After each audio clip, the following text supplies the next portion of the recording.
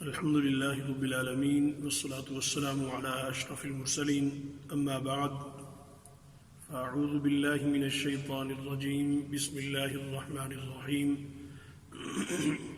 ورتل القرآن ترتيلا صدق الله العظيم. قابل صد احترام ناظرین گرامی، سامعین محترم اور شرکائے کورس، آج ہماری 9 نمبر کلاس ہے. اس سے پہلے ہم تجوید کی تعریف اور لحن کی تعریف اور دانتوں کے نام اور مخارج کی بحث میں جوف الفم، الحلق اور اسی طرح شفتان اور خیشوم سے متعلق ہم پڑھ چکے ہیں کہ ان سے کون کون سے حروف ادا ہوتے ہیں اور وہ کون کون سے مواقع ہیں. آج کی کلاس میں ہم اللسان سے متعلق ہم پڑھیں گے، جو کہ مخارج کی بحث میں گویا کہ ایک بڑا مرکزی اور آخری وہ علاقہ اور موقع ہے جس کے اندر مخارج کی سب سے زیادہ تعداد ہے اور اسی طریقے سے حروف بھی سب سے زیادہ اللسان سے ہی ادا ہوتے ہیں.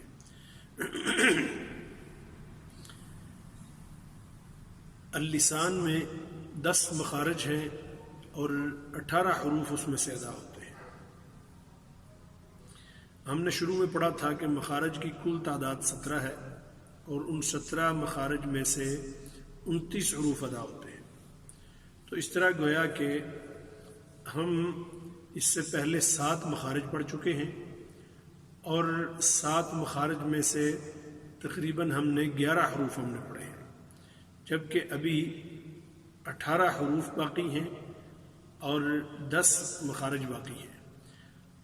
وہ سارے کے سارے اللسان میں ہی پائے جاتے ہیں. اللسان کی مختلف جگہوں میں وہ مخارج بھی ہیں اور انہی سے وہ حروف بھی ادا ہوتے ہیں. تو مخارج میں اللسان میں جو سب سے پہلے جو حصہ ہم پڑھیں گے وہ زبان کا بالکل آخری حصہ ہے جو الحلق کے ساتھ ملا ہوا ہے. تو اس کو چونکہ وہ منہ سے دور ہے اور آخر میں ہے، اس لیے جس طریقے سے اقصى الحلق وہ دور ہونے کی وجہ سے اس کو ہم نے اقصى الحلق پڑھا تھا، تو اسی طرح زبان کا جو آخری والا جو حصہ ہے اس کو ہم اقصى اللسان ہم کہیں گے. اقصى اللسان زبان کا بالکل آخری والا حصہ، جو کہ زبان جہاں سے شروع ہوتی ہے اس سے بالکل آخر والا حصہ ہے.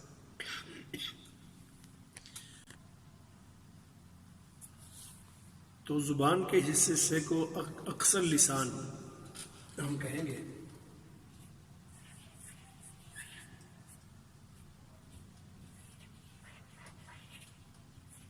اقصى اللسان زبان کا بالکل آخری حصہ. اقصى اللسان میں 2 مخارج ہیں.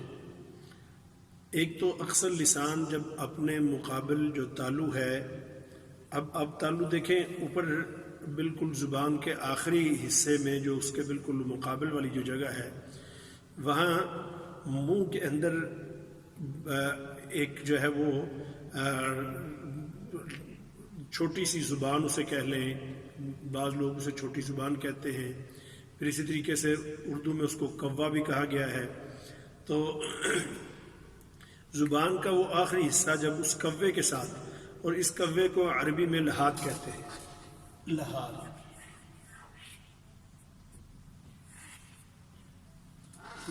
کہتے ہیں، لام ہا الف اور تا. تو زبان کا وہ آخری حصہ جب اس لحاظ کے ساتھ ملتا ہے، اس کے ساتھ جب ٹکراتا ہے، تو اس سے قاف ادا ہوتا ہے. یہ والا قاف، تو یہ قاف کا مخرج ہے. آپ ذرا ادا کر کے دیکھیں، قاف یا اق.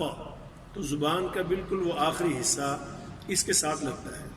تو یہ جو اس کا نرم حصہ ہے جو کہ جس کو لحاظ کہا ہے، تو اس کے ساتھ جب یہ والا حصہ لگتا ہے زبان کا تو اس سے قاف ادا ہو رہا ہے.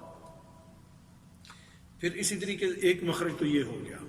اللسان کے اقصى اللسان میں. اقصى اللسان جب مقابل تالو کے گویا کہ اس نرم حصے سے لگتا ہے تو اس سے قاف ادا ہوتا ہے. اور پھر اسی طرح اس لحاظ سے کچھ تھوڑا سا منہ کی طرف ہٹ کے جو نرم سخت حصہ ہے، جب یہ زبان کا یہی حصہ اقصى اللسان جب اس کے ساتھ لگتا ہے جو کہ ذرا سخت حصہ ہے، یعنی اسی جو کوا ہے یا لحاظ ہے، اس سے منہ کی طرف ساتھ ہی اگر آپ زبان لگا کے دیکھیں تو آپ کو محسوس ہوگا کہ فوری طور پر بعد میں سخت حصہ شروع ہو جاتا ہے. تو یہ اقصى اللسان جب اس سخت حصے سے لگتا ہے تو اس سے یہ والا کاف ادا ہوتا ہے، بغیر نقطوں کے یہ کاف ادا ہو رہا ہے. تو پہلے والے نرم حصے سے قاف، اور اقصى اللسان جب مقابل تالو کے سخت حصے سے لگتی ہے تو اس سے کاف ادا ہوتا ہے. تو قاف اور کاف یہ قریب المخرج ہیں، دونوں آوازیں بھی دونوں کی قریب قریب ہیں، لیکن آوازوں میں بہرحال بہت بڑا فرق ہے. اور شروع کی مثالوں میں بیان کیا گیا تھا کہ صرف آوازوں میں ہی فرق نہیں ہے، بلکہ اس سے جو ہے وہ معانی میں بھی بہت بڑا فرق پیدا ہو جاتا ہے. جیسے قل کہہ دیجئے اور کل کھا لیجئے، تو لہذا ان دونوں میں فرق کرنا بہت ضروری ہے. قاف کاف، قل کل، یہ ان دونوں حروف کو حروف لحاتیہ کہتے ہیں، اسی نسبت سے کہ لحات کے ساتھ لگنے سے یہ ادا ہوتا ہے.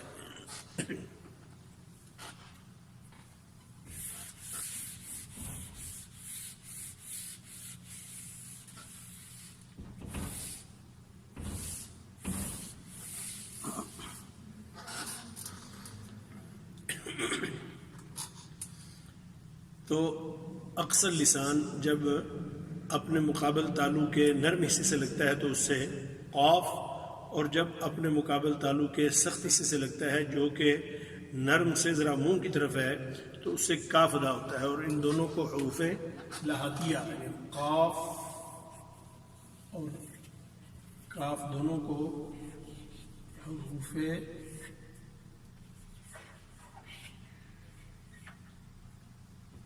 لحاتیہ کہا جاتا ہے. تو یہ دیکھ لیں ساری اصطلاحات، اگر حروف کے نام یاد نہیں ہوتے تو کوئی حرج نہیں ہے، لیکن کم از کم حروف کی یہ پہچان ہونی چاہیے کہ کون سا حرف کہاں سے ادا ہو رہا ہے.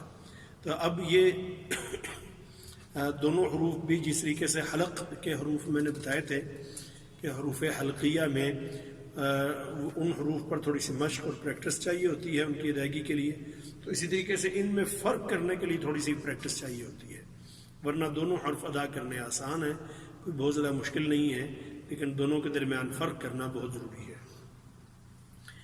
اس کے بعد ہے زبان کا درمیان والا حصہ وسط اللسان.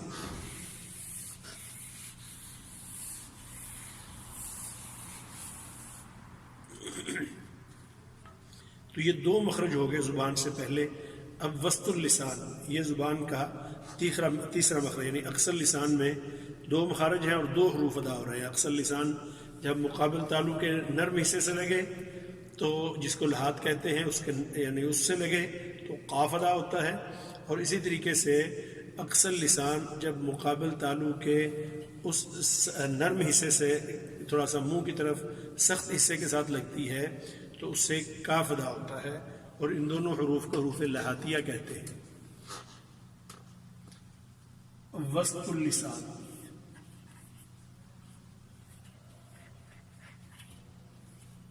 وسط اللسان زبان کا بالکل درمیان والا حصہ. زبان کا یہ درمیان والا حصہ جب اپنے مقابل تالو سے لگتا ہے، اب وہ دیکھیں گہرائی سی ہے منہ کے اندر، تو اس گہرائی کی طرف جاتا ہے، تو اس کے قریب جب جاتا ہے تو اس سے جو ہے نا یہ تین حروف ادا ہوتے ہیں اس کے ساتھ ملنے سے، جیم، شین اور یا.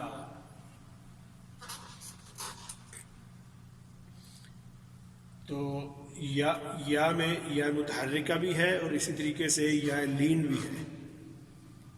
یا مدہ کا ہم مخرج پہلے پڑھ چکے ہیں کہ یا مدہ وہ جوف الفم سے ادا ہوتی ہے، اور یہاں یا سے یا متحرکہ بھی مراد ہے، اور یا لین یا اسے کہتے ہیں جب یا ساکن سے پہلے والے حرف پر زبر آ جائے تو یہ لین ہے۔ اسی طریقے سے ایک واو لین ہوتی ہے جبکہ واو ساکن سے پہلے والے حرف پر زبر آ جائے، جیسے او، خوف۔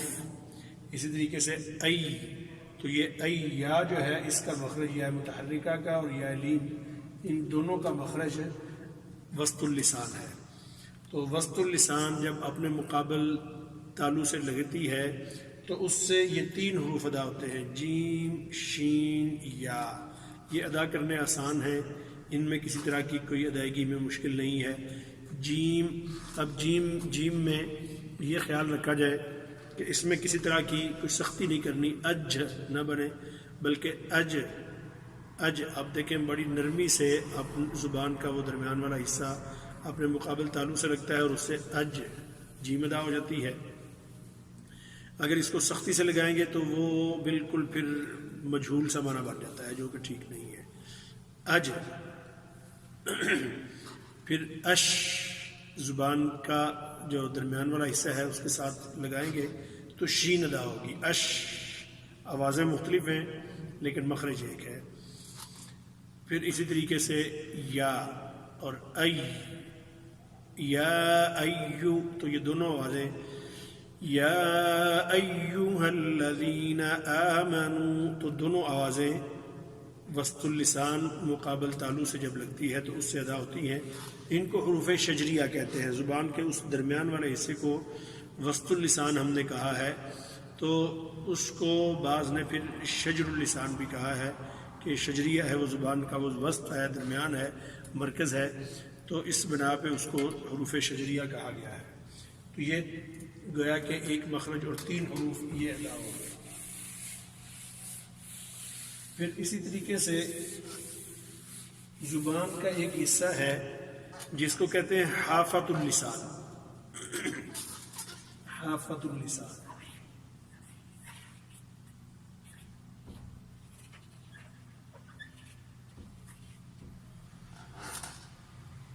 اللہ تعالیٰ ہمارے مسلمان ائمہ، علماء، قراء کو جزائے خیر عطا فرمائے۔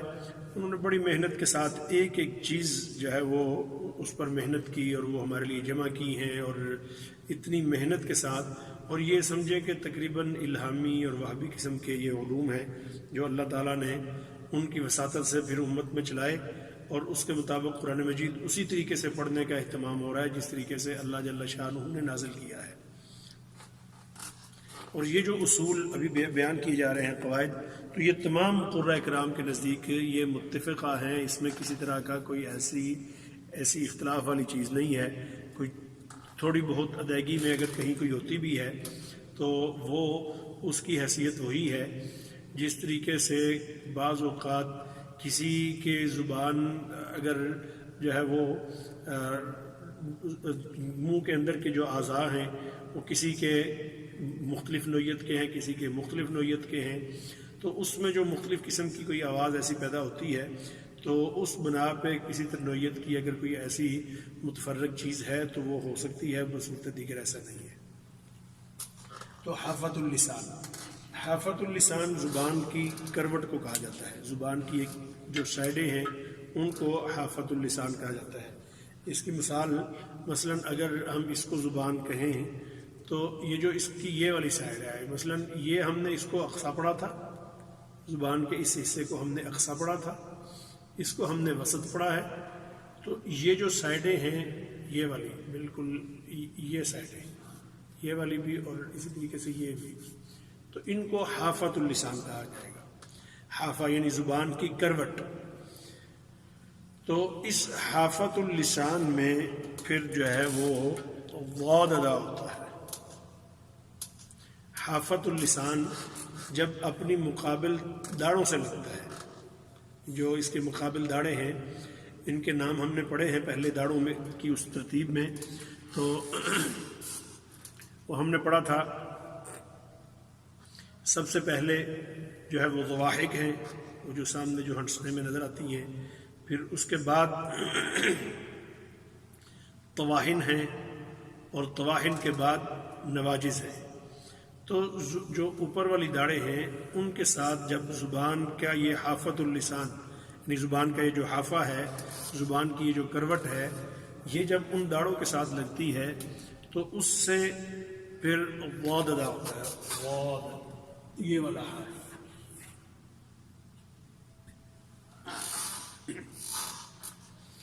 اس کو ہمارے ہاں ادائیگی میں بعض دا کر کے اس کے قریب لے جاتے ہیں.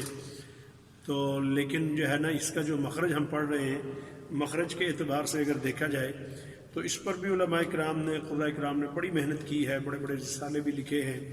ادائیگی میں کوئی اتنا بڑا فرق نہیں ہے، لیکن جب ذرا قاعدے سے تھوڑا سا ہٹ جائے کوئی بندہ تو ہٹ کے پڑھا جائے تو پھر اس کی ادائیگی میں تھوڑا سا فرق آ جاتا ہے. لیکن اگر قاعدہ آپ دیکھیں گے تو قاعدہ سب کے نزدیک یہی ہے. جو مخرج ہے غاد کا یہ متفق علیہ ہے، سب اسی مخرج کے قائل ہیں. کوئی بھی یہ نہیں کہتا کہ اس میں نہیں جی فلاں جو ہے نا جگہ کا اضافہ کرنا ہے اور فلاں زبان کا جو حصہ ہے اس کو بھی ساتھ شامل کیا جائے گا، ایسا نہیں ہے، بلکہ سب کے نزدیک اس پر اتفاق ہے.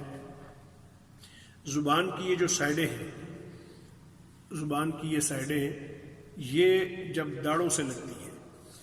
اب مخرج میں ہم نے دو چیزیں پڑھی ہیں، حافت اللسان اور مقابل داڑیں. یہ ان داڑوں کو اضراس کہتے ہیں، اضراس یعنی ساری داڑوں کو. علیحدہ تو میں نے بتایا ضواحک، طواحن اور نواجز، لیکن ان سب کو جب جمع کرتے ہیں تو اس کو اضراس کہتے ہیں. تو اس میں ہم نہیں جاتے، لیکن اس کو سمجھنے کے لیے کہ وہ جو اوپر والی داڑیں ہیں ان سب کے ساتھ، سب جو اس کے ساتھ جو حافہ کے ساتھ جب لگتی ہیں تو اس سے واد ادا ہوتا ہے. اب اس میں اتفاق ہے کہ زبان کا سامنے والا حصہ اور دانتوں کا جو سامنے والے دانت ہیں ان کا آپس میں لگنے کا کہیں کوئی تذکرہ نہیں ہے اس کے مخرج میں. یہ بڑی سمجھنے کی ضرورت ہے، اس سے بہت ساری چیزیں پیچیدگیاں حل ہو جاتی ہیں، ورنہ کئی طرح کے کویسچن آتے رہتے ہیں. تو پڑھنے والے پڑھتے ہوئے بسا اوقات اس کی جو ہے وہ جب قاعدے کی طرف توجہ نہیں دیتے، یا جس طریقے سے معمول چل رہا ہے اسی طریقے سے، یا بعض کا سماعی کسی کو سنا دوسرے کو سنا، اس طریقے سے جب پڑھتے ہیں تو اس میں، یا پوری طریقے سے جب مشق نہیں کر پاتے تو اس میں یہ اس نوعیت کے فرق آ جاتے ہیں. جبکہ قاعدے کے اعتبار سے حافت اللسان جب اپنے مقابل داڑوں سے لگتا ہے تو اس سے واد ادا ہوتا ہے. اب حافہ یہیں تک ہے جو کہ داڑوں کے مقابلے میں ہے. جب زبان کا جو آگے جو باریک حصہ ہو جاتا ہے جو کہ دانتوں کے مقابلے میں ہے تو وہ اس کو ایک تو اس کا نام ہم طرف رکھ دیتے ہیں، اس کا نام ہی حافہ نہیں رہتا. تو دوسرا یہ ہے کہ داڑیں ظاہر ہے سڈوں یہی پیچھے پیچھے ہیں، آگے داڑیں نہیں ہیں، تو لہذا دانتوں کا اس میں تذکرہ نہیں ہے، صرف داڑوں کا ہے کہ اضراس کے ساتھ جب حافت اللسان لگتا ہے تو اس سے یہ حرف ادا ہوتا ہے. تو اس کو بعض لوگ دال کر کے پڑھ رہے ہوتے ہیں بڑی سختی سے، اور بعض جو ہے وہ بالکل زال پڑھ رہے ہوتے ہیں. تو یہ دونوں چیزیں ٹھیک نہیں ہیں. اصل اس کا اپنا مخرج ہے، اس کی اپنی آواز ہے، اور یہ دنیا کے باقی جتنے بھی زبانیں ہیں ان میں یہ حرف نہیں ہے. یہ صرف عربی میں ہے، اور عربی میں بھی پھر خاص وہ جو لغت قریش ہے یہ اس کا حرف ہے، یہ اس کی خصوصیت تھی. انہیں اہل لغت الضاد بھی کہا جاتا تھا کہ وہ اس زبان میں، تو قرآن مجید چونکہ اسی زبان میں نازل ہوا تو لہذا ان کا یہ حرف اس کے اندر شامل ہے، جس کی ادائیگی بہرحال مشکل ہے، محنت کرنی پڑتی ہے، اس پر پوری کوشش کرنی ہوتی ہے، مشق کرنی ہوتی ہے، اور مشق کر کے پھر اس کی ادائیگی صحیح ہوتی ہے. پھر بھی بہرحال مشق کرتے رہنے سے یہ ٹھیک ہوتی ہے، چونکہ ہماری اپنی، اور پھر اس کے باوجود کوئی کمی بیشی رہ جائے تو اللہ جل شانہ معاف کرنے والا ہے، چونکہ ہماری اپنی زبان کا یہ حرف نہیں ہے.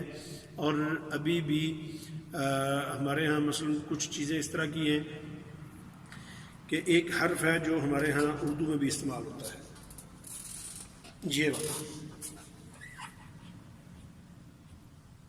یا را، زا بھی، اس کو بات ہم بچپن میں ہمیں پڑھانے والے بھی اس کو زے پڑھاتے تھے، اور یہ ایک نقطے والی بھی زے ہوتی تھی اور یہ 3 نقطے والی کو بھی زے پڑھاتے تھے.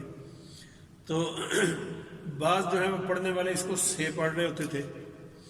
تو یہ وہ ہے جو کہ ڈویژن پر آتی ہے. جب ہم ڈویژن کا لفظ بولتے ہیں تو ڈویژن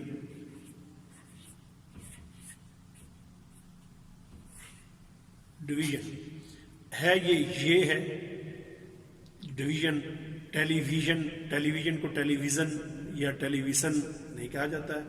اسی طریقے سے ڈویژن کو ڈویژن یا ڈویژن نہیں کہا جاتا ہے. تو جبکہ یہ یا کی طرح نہیں ہے، اس کی آواز میں اور یا کی آواز میں بھی فرق ہے. جو اس کے ماہر ہیں وہ اس کو سمجھتے ہیں، وہ اس کی ادائیگی کو جانتے بھی ہیں، وہ ادا بھی کرتے ہیں. یہ ہماری زبان میں شامل ہوا، فارسی سے آیا، وہاں جانا یہ، اور کئی زبانیں ایسی ہیں جن میں یہ حرف نہیں ہے.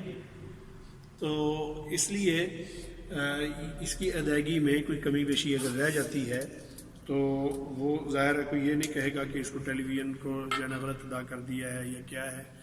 جبکہ غاد کا جو قاعدہ اور جو وہ چیز واضح ہے اس کے مطابق اس کو ادا کرنا چاہیے. اس کے بعد کوئی کمی بیشی رہ جاتی ہے تو اللہ تعالیٰ معاف کرنے والے ہیں، چونکہ یہ ایک مشکل حرف ہے.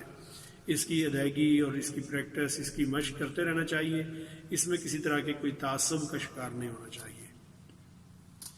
تو اس کی آواز جو اس کے مخرج کے مطابق جب ادا کرتے ہیں تو آواز اس کی اس طرح کی بنتی ہے، واد واد.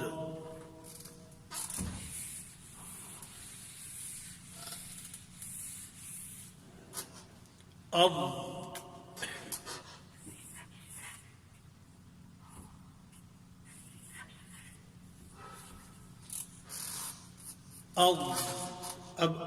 میں آپ دیکھیں زبان جب کر رہے ہیں تو کوشش یہ کرنی ہے کہ زبان کا جو سامنے والا حصہ ہے جو دانتوں کے ساتھ لگ رہا ہے اس سے آواز پیدا نہ ہو، کیونکہ وہ مخرج میں ہم نے پڑھا ہی نہیں، مخرج کا حصہ ہی نہیں ہے وہ. جب اس کو ہم مخرج میں شامل کر لیں گے تو یا تو دال کی آواز بن جائے گی یا زال کی بن جائے گی. تو یہ دونوں اس کی آوازیں نہیں ہیں. ہاں البتہ اپنی ایک صفت اس کے اندر پائی جاتی ہے، جب ہم صفات میں جائیں گے تو اس کو مزید تھوڑا سا وضاحت کے ساتھ پڑھیں گے. استطالت کے مخرج کے شروع سے، مثلا یہاں سے مخرج شروع ہو رہا ہے تو یہاں سے آخر تک اس کی آواز جاری رہتی ہے. یعنی شروع سے لے کے آخر تک آواز جاری رہتی ہے. اگر اس کی آواز کو سامنے بند کر دی جائے تو وہ جو استطالت ہے وہ بھی ختم ہو جاتی ہے، جو کہ ٹھیک نہیں ہے. بہت زیادہ یہاں فنی اس بحث میں بھی جانے کی ضرورت نہیں ہے اور پیچیدگی میں بھی پڑھنے کی ضرورت نہیں ہے. تو آسان اس کا یہی ہے طریقہ کہ اس کو آپ مخرج میں دیکھیں، مخرج کے مطابق اس کو ادا کریں. غیر المغضوب علیہم ولا الضالین. تو یہ البتہ اس وا کے یہ قریب ہے.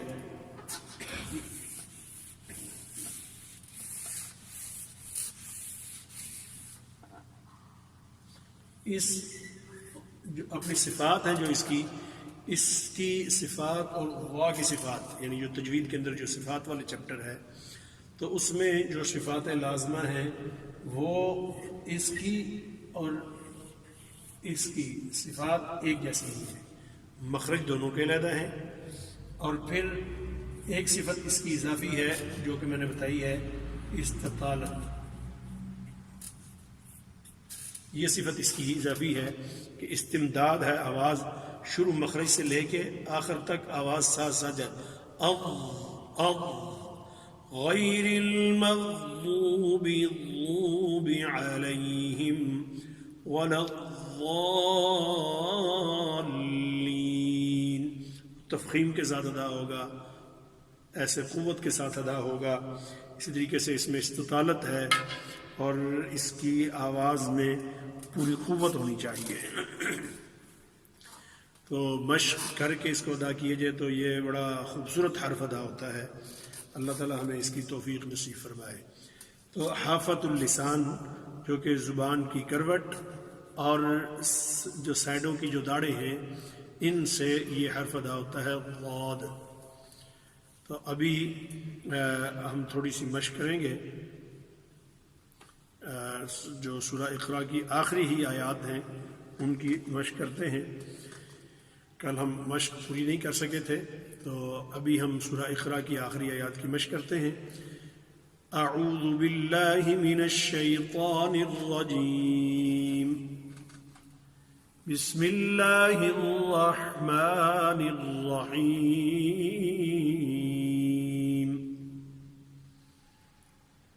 أرأيت الذي ينهى عبدا إذا صلى أرأيت الذي ينهى عبدا إذا صلى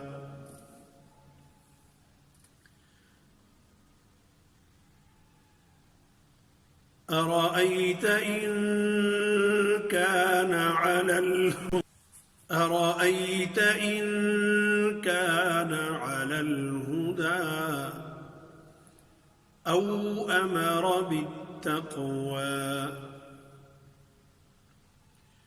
أرأيت إن كذب وتولى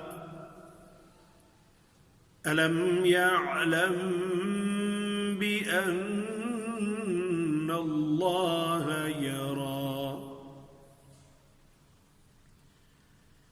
كلا لئن لم ينته لنسفعا بالناصية ناصية كاذبة خاطئة فليدع ناديه سندع الزبانية كلا لا تطعه واسجد واقترب صدق اللہ العظیم۔ آپ سب حضرات جو اس کورس کے شریک ہیں وہ اچھے طریقے سے اس سورہ مبارکہ کی مشق کریں۔ تو ابھی انشاءاللہ العزیز آئندہ کی کلاس سے پھر ہم سورہ قدر کی مشق کریں گے، البتہ ساتھ اس کی بھی کچھ نہ کچھ وقتاً فوقتاً کچھ آیات کی مشق کرتے رہیں گے، چونکہ ہمارا ہدف یہ ہے کہ ہم نے اپنے اس کورس کے دوران 30ویں پارے کے آخر تک پہنچنا ہے، یعنی اقرا سے لے کے والناس تک ہم نے پہنچنا ہے۔ تو اقرا پہ ہمارے گویا کہ آج ہماری 9ویں کلاس ہے، تو 9 دن ہمارے سورہ اقرا پہ لگے ہیں، اور اگلے دنوں میں انشاءاللہ العزیز ہم اپنی جو اگلی جو صورتیں ہیں ان کو انشاءاللہ مکمل کریں گے۔ وآخر دعوانا الحمدللہ رب العالمین۔